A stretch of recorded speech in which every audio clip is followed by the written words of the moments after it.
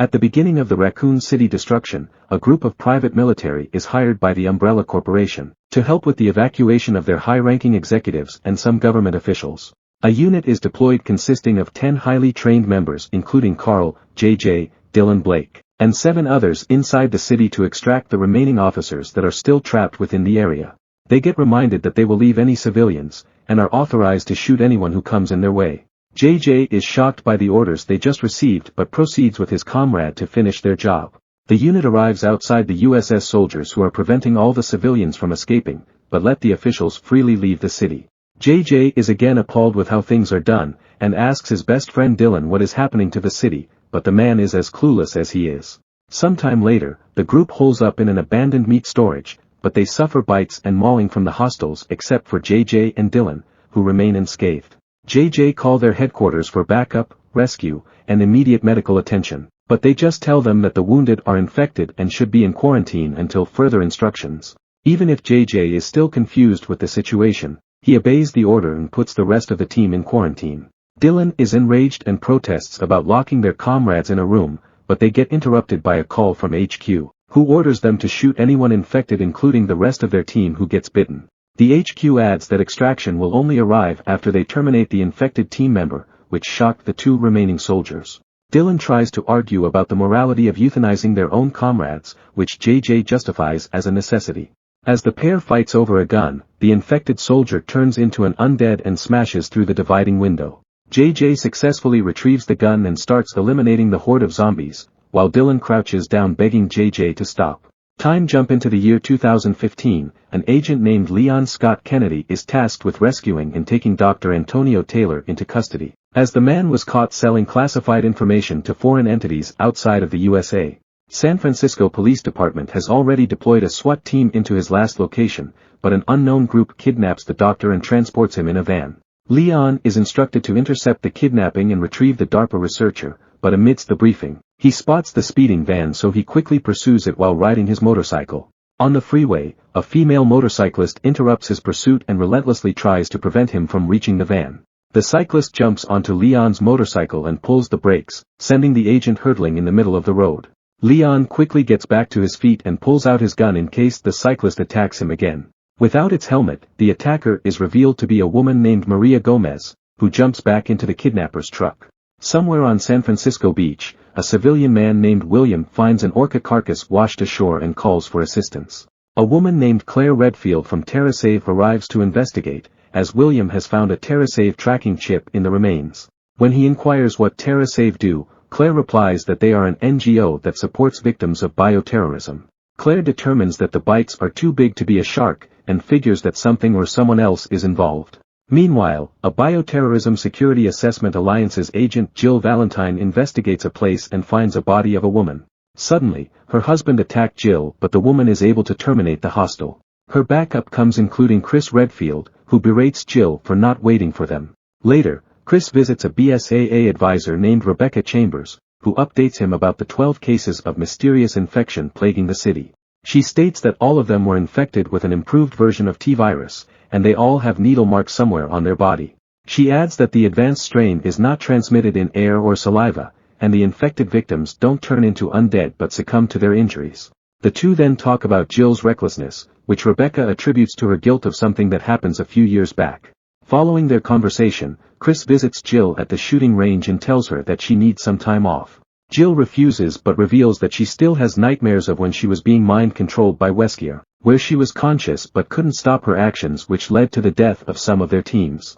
He then advises her to be careful of her actions, as she is not just risking her life, but others as well. He adds that they can't afford to lose sight of their goals, as they always need to be ready to face all their enemies.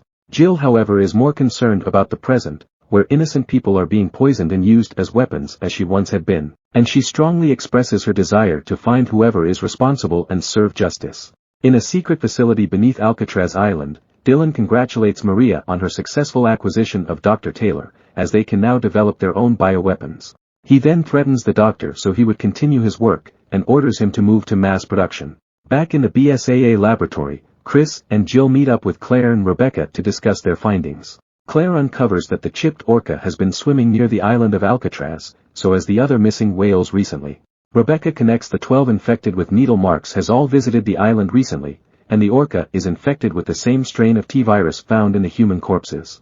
Sometime later, Chris and the others head out to Alcatraz Island posing as tourists, where Rebecca informs them that the new strain has similarities with their old samples, and she is positive that she can put together a vaccine. Meanwhile, Dr. Taylor has been able to escape his captors and goes into hiding. As the tourists arrive on the island, Dylan quickly notices Chris and Jill from the security cameras, who correctly guesses that they are armed.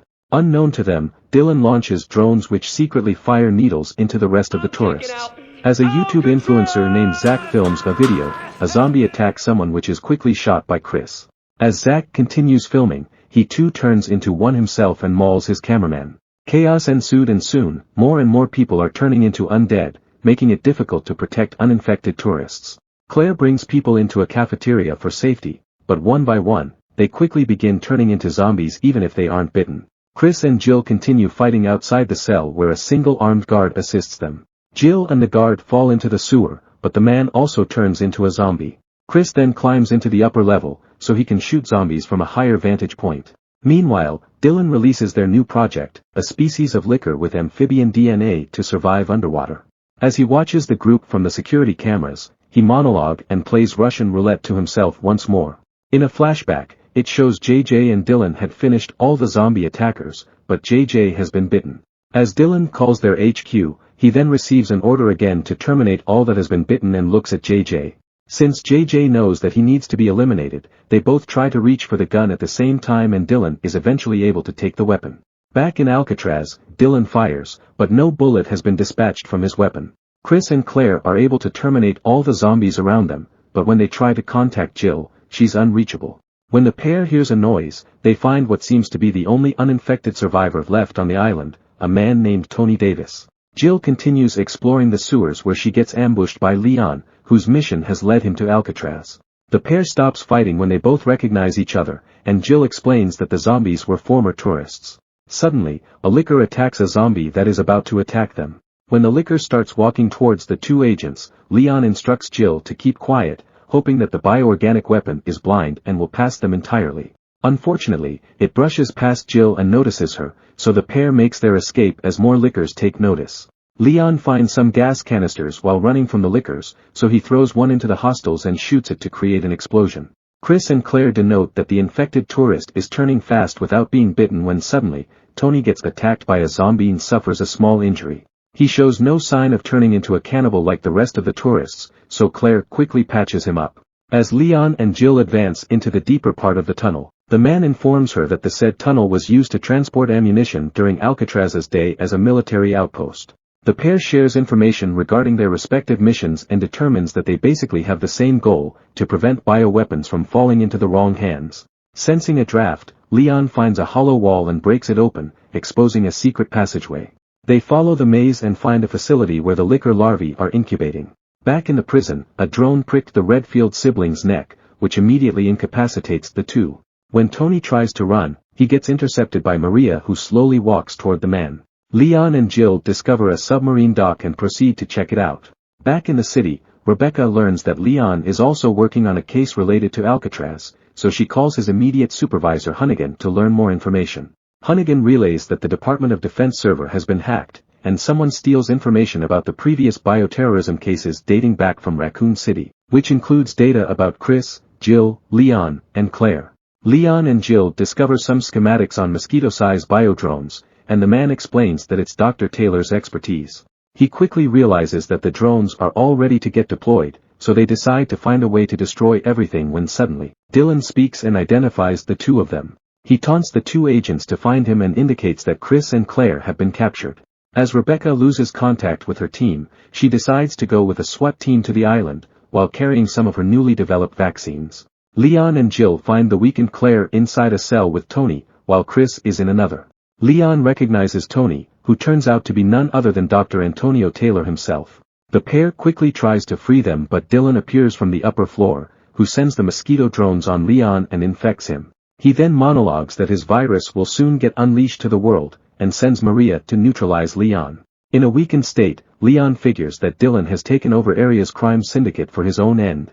While Maria seeks vengeance for her father's death, Dylan seeks revenge for Raccoon City and the War on Terror, who intend to expose the defenders of the world as the true guilty party within the chaos. According to Dylan, Leon is the best security agent who aids in government cover-ups. Chris of the BSAA, a corrupt organization owned by the very pharmaceutical companies propagating the war, and Claire, whose charity TerraSave he derides as doing nothing and patting themselves on the back for it. In another flashback, Dylan pulls the trigger on JJ, but the weapon has already run out of bullets. When JJ realizes this, he quickly searches from the rubble for a gun, but Dylan hit him with a metal box and remorsefully proceeds to beat the man. Dylan tells Jill that he will allow her to escape uninfected, so she can experience what he went through all those years ago when he thought that he was still on the side of justice. He urges Jill to terminate Claire as she doesn't have much time before she turns, but Jill refused. Somewhere else, Rebecca's rescue team arrives on the island but gets attacked by a huge infected Megalodon shark, so Rebecca escapes while her team is being eaten by the monster. Dylan shoots Tony and mortally wounded him, but before he perishes, the man gives Claire information on how to penetrate Dylan's computers. Before Maria can hurt Jill, Leon throws a flashbang to allow the woman to escape. After Jill is gone, Dylan and Maria lose interest, leaving the infected group to turn, and heads into the armory to activate the bio-drones. While Jill is trying to head to the armory, he sees Rebecca coming and instructs her to cure the others. Dylan executes the release of the drones all over the world, and asks Maria to open up the floodgates. Rebecca arrives in time before the group turns, and one by one, she injects them with her new vaccine. As the team immediately recovers, they head out to help Jill stop Dylan's plan.